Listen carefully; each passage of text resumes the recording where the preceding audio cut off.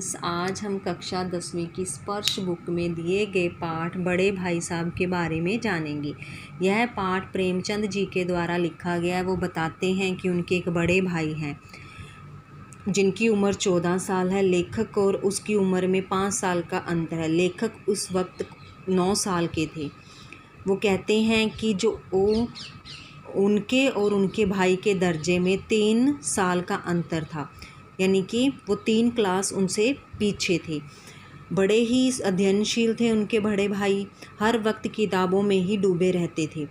हर समय वो चिड़ियों, कुत्तों, बिल्लियों की तस्वीरें ही बनाया करते थे, या फिर कोई शब्द एक से ज़्यादा बार हमेशा लिखते ही रहते थे।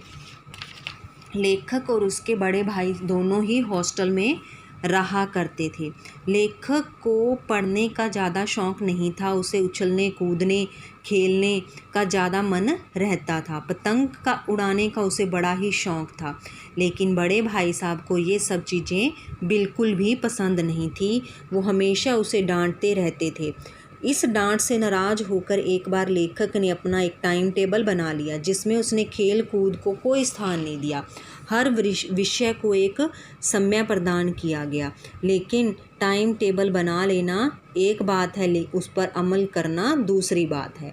लेखक का मन पढ़ाई में न लग सका। उसे मैदान अपनी ओर खींचता था, हरियाली अपनी ओर खींचती थी। वह खेल कूद से अधिक समय तक दूर न रह सका। सालाना इम्तिहान हुए। बड़े भाई साहब फेल हो गए।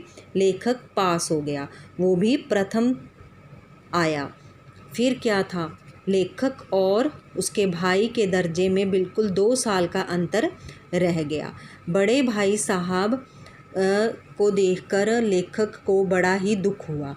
लेकिन जब वो खेलने जाता तो वो उसके बड़े भाई साहब उसके पीछे जाते और कहते कि क्या हो गया, तो इस बार पास हो गया तो कोई बड़ी बात नहीं है, इस बार तुम्हारा तुक्का चल गया, हर बार नहीं चलेगा।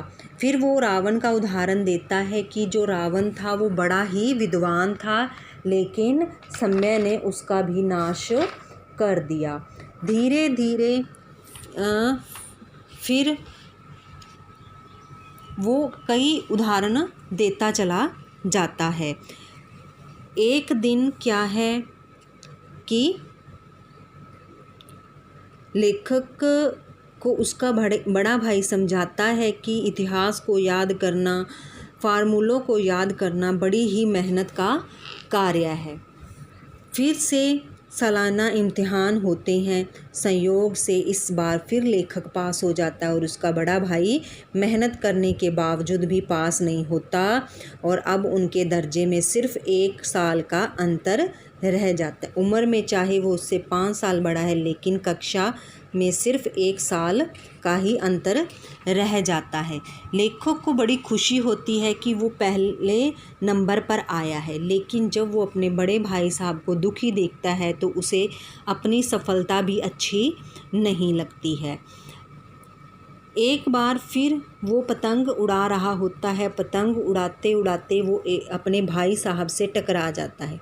भाई साहब उसे वहाँ फिर से नसीहत देने लगते हैं और कहते हैं कि जो 8वीं दर्जे को पास कर लेते थे वो तो तहसीलदार तक बन जाते थे, और तुम यहाँ पतंग उड़ाते फिर रहे हो। चाहे तुम मुझसे 1 कक्षा आगे हो, लेकिन मैं तुमसे 5 साल बड़ा हूँ और तुम्हारे लिए मुझे चिंता बनी हुई है। मैं तुम्हारी चिंता कर सकता हूँ। तुम मुझसे छोटे हो, नादान हो। वो फिर उदाहरण देते हुए कहते हैं कि जो हेडमास्टर जी हैं उनको देखो, एमए हैं कि नहीं।